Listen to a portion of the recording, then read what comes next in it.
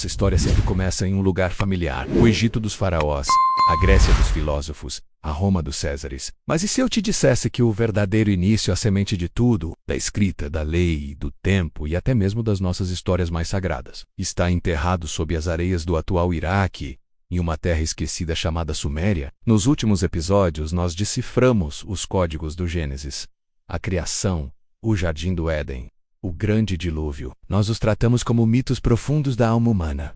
Mas toda alma precisa de um corpo. Todo mito precisa de um contexto. E hoje vamos fazer a pergunta mais radical de todas. E se essas histórias não começaram na Bíblia? E se elas foram escritas em uma outra língua, por um outro povo 1000 anos antes? Esta é a história dos Sumérios.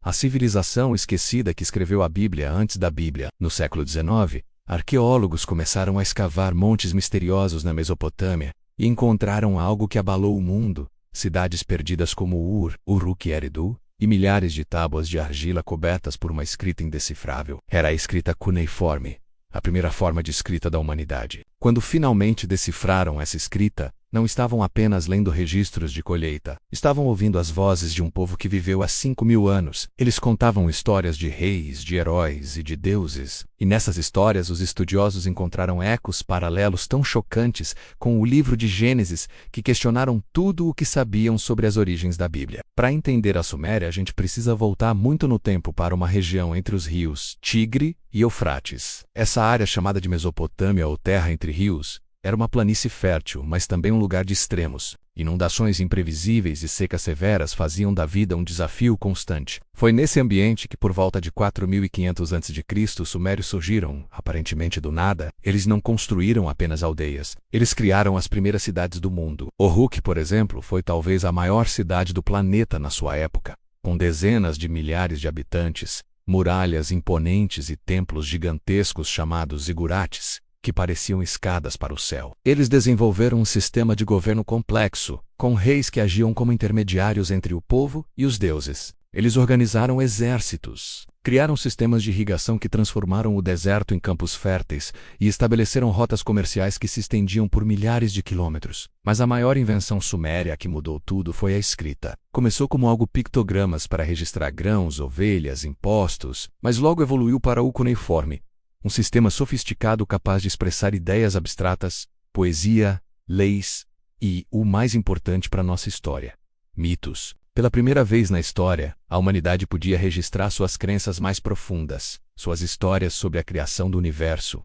e o seu lugar nele. Eles não só inventaram a escrita, como também inventaram o tempo como o conhecemos hoje. Foram eles que dividiram o dia em 24 horas, a hora em 60 minutos e o minuto em 60 segundos.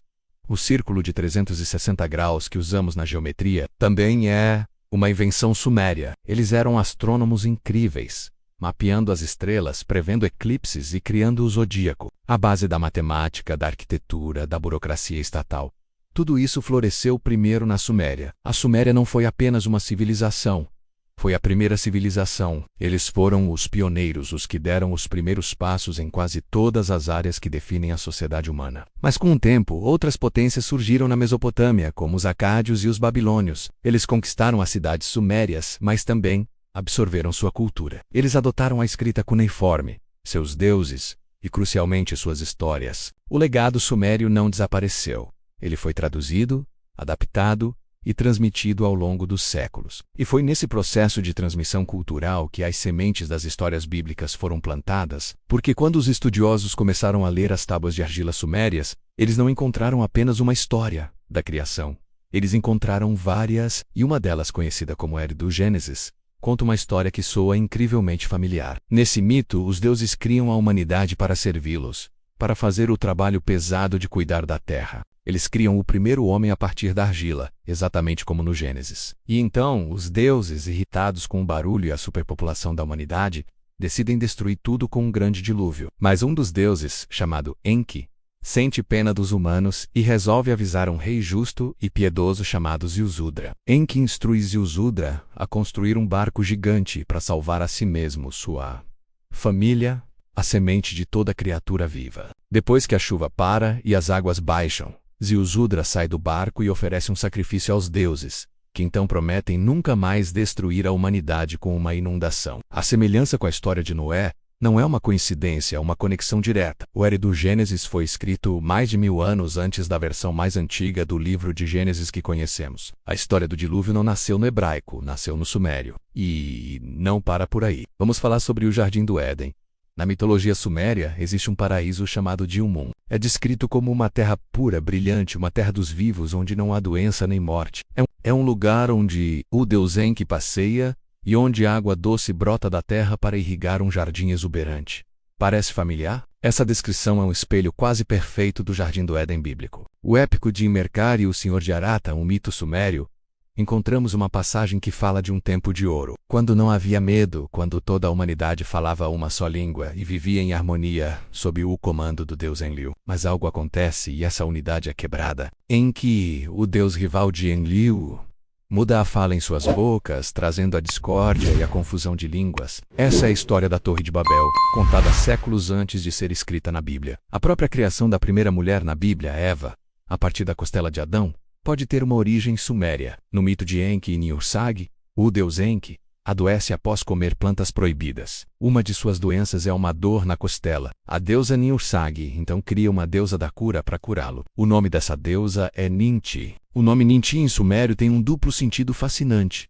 Pode significar Senhora da Costela e também Senhora que faz viver. Quando os hebreus, séculos depois, adaptaram essa história, eles mantiveram a ideia da costela, mas o jogo de palavras se perdeu na tradução. Eva em hebraico significa mãe dos viventes, uma clara herança do segundo significado do nome Ninti. Esses paralelos são muito numerosos e muito específicos para serem meras coincidências. A verdade é que as histórias fundamentais do Gênesis, as histórias que formam a base da fé judaico-cristo-islâmica, não surgiram do vácuo. Elas são parte de uma tradição literária e mitológica muito mais antiga, que começou na Suméria e foi passada de cultura em cultura por toda a Mesopotâmia. Os hebreus antigos, durante seus períodos de exílio na Babilônia, tiveram contato direto com essas histórias. Eles as ouviram, as leram e, como todos os povos da antiguidade, as reinterpretaram através de sua própria lente teológica. Eles pegaram esses mitos politeístas e os transformaram em uma narrativa monoteísta. Os muitos deuses sumérios se tornaram um único Deus. As motivações muitas vezes mesquinhas e humanas dos deuses mesopotâmicos foram substituídas pela vontade de um Deus justo e onipotente. A história de Noé não é um plágio da história de Ziusudra. É uma releitura, é a versão hebraica de um mito antigo do Oriente Médio, adaptada para transmitir uma mensagem teológica específica sobre a aliança de Deus com a humanidade. Isso não diminui o poder da Bíblia.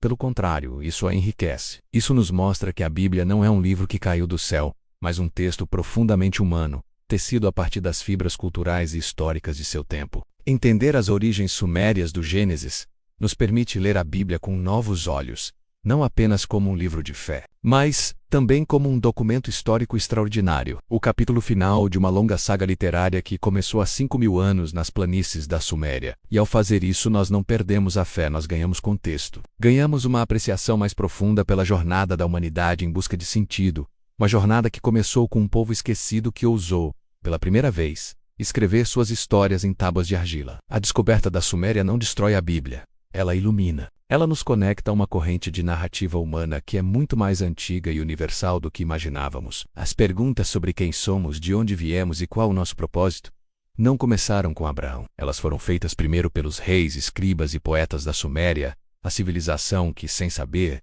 escreveu o primeiro rascunho da nossa história sagrada. Vamos agora comparar os mitos, lado a lado. Prepare-se. O livro de Gênesis. No capítulo 2 nos conta que Deus formou Adão do pó da terra, que em hebraico é Adamá. Curiosamente, 1000 anos antes, o épico sumério de Atrahasis descreve como os deuses, já cansados de trabalhar, decidiram criar a humanidade para que fossem seus servos. E como eles fizeram isso? Misturando o seu sangue divino com a argila da terra, a matéria-prima é a mesma: terra, barro, argila. O propósito também é o mesmo: servir a uma força superior. E que tal o Jardim do Éden? Gênesis descreve um paraíso, o Éden, de onde fluem 4 rios. A mitologia suméria, por sua vez, fala de uma terra pura e divina chamada Dilmun, um lugar onde não existe doença, nem morte, nem predadores. E deste lugar, o mito diz que a água doce flui da terra. A semelhança é fascinante, mas o paralelo mais incrível está na história de Enki, o deus da sabedoria, que adoece em Dilmun. Para curá-lo, a deusa Niursag cria 8 divindades menores, uma para cada parte doente do seu corpo. Uma das dores de Enki é na costela. A deusa criada especificamente para curar essa costela se chama Ninti. E aqui está a genialidade. O nome Ninti tem um duplo sentido em sumério. Pode significar a senhora da costela, mas também a senhora que faz viver. Agora pule 1000 anos para o futuro, para o livro de Gênesis. De onde Eva é criada? Da costela de Adão. E qual o significado do nome Eva, a mãe de todos os viventes? Pense nisso. Uma deusa, cujo nome significa Senhora da Costela e Senhora que faz viver, é criada para curar uma costela. 1000 anos depois, uma mulher, cujo nome significa a que vive, é criada a partir de uma costela. A conexão é simplesmente inegável. E então, chegamos ao dilúvio. Como já vimos em nosso episódio sobre Noé, a história bíblica tem um paralelo quase idêntico na epopeia de Gilgamesh. Vamos recapitular, a lista de semelhanças é impressionante. Primeiro, um herói é avisado por uma divindade sobre um dilúvio iminente. Segundo, ele recebe instruções detalhadas para construir um barco gigante. Terceiro, ele deve selar o barco com betume. Quarto, ele deve levar sua família e a semente de todas as coisas vivas para dentro da embarcação. Quinto, a chuva cai por dias e destrói a humanidade, e o barco finalmente repousa em uma montanha. E por último, ele envia pássaros para encontrar terra seca. Primeiro uma andorinha e uma pomba que retornam. Depois um corvo que não retorna. É exatamente a mesma estrutura narrativa, a mesma sequência de eventos. A questão, portanto, não é se os autores bíblicos conheciam essa história. A verdadeira questão é o que eles fizeram com ela? Qual foi a intenção deles ao adaptar e recontar esse mito tão antigo? Então a pergunta que fica é: a Bíblia é apenas um plágio de histórias mais antigas? A resposta, quando olhamos de perto, é um sonoro não. Essa seria uma visão muito simplista do que realmente aconteceu. O que os autores bíblicos fizeram foi, na verdade, um ato de pura genialidade teológica. Pense nisso da seguinte forma. Eles pegaram os tijolos das histórias e dos mitos mais famosos, mais conhecidos e mais poderosos da sua época, e com esses mesmos tijolos, eles construíram um templo completamente novo. Um templo com uma mensagem radicalmente diferente e revolucionária para aquele tempo. Vamos comparar para ficar mais claro. Peguemos a história do dilúvio, no épico sumério e depois babilônico. Os deuses decidem destruir a humanidade por um motivo um tanto trivial, né? Os humanos estavam fazendo muito barulho e atrapalhando o sono dos deuses. É um ato de capricho, de pura irritação divina. Agora olhe para o dilúvio bíblico. A razão é completamente outra. Deus decide trazer o dilúvio por causa da corrupção moral e da violência que haviam se espalhado pela terra. Não é um capricho. É um ato de juízo ético. Percebe a diferença fundamental na motivação e no caráter do divino? Outro exemplo poderoso é a história da criação. Nas narrativas da Mesopotâmia, o ser humano é criado com um propósito bem específico. Ser um escravo, um servo dos deuses, fazendo o trabalho pesado para que os deuses pudessem descansar. É uma hierarquia clara de senhor e servo. Agora vamos para a criação bíblica, no livro de Gênesis. O homem e a mulher são criados à imagem e semelhança de Deus. Isso é algo absolutamente inédito. Eles não são criados para serem escravos, mas para serem parceiros, co-criadores, administradores da criação ao lado de Deus. A dignidade humana é elevada a um patamar nunca antes imaginado. Portanto, os autores bíblicos não copiaram. Eles corrigiram.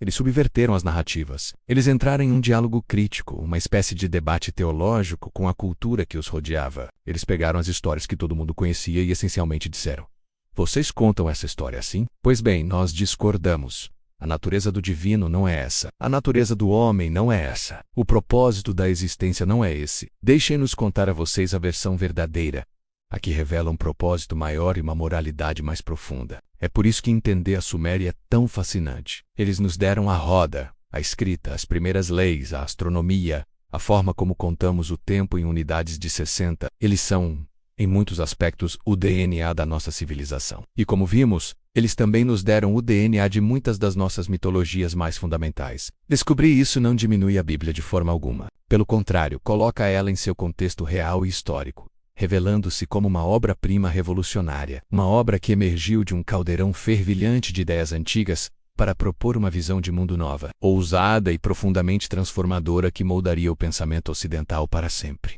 As histórias, afinal, nunca nascem do vácuo. Elas evoluem, se transformam, se adaptam e são recontadas para transmitir novas verdades para novas gerações. Ao descobrir os Sumérios, nós não perdemos a fé na Bíblia. Nós ganhamos uma apreciação muito mais profunda pela sua incrível complexidade, pela sua sofisticação teológica e pela sua genialidade literária. E saiba que esta jornada pelas raízes da nossa história é apenas o começo.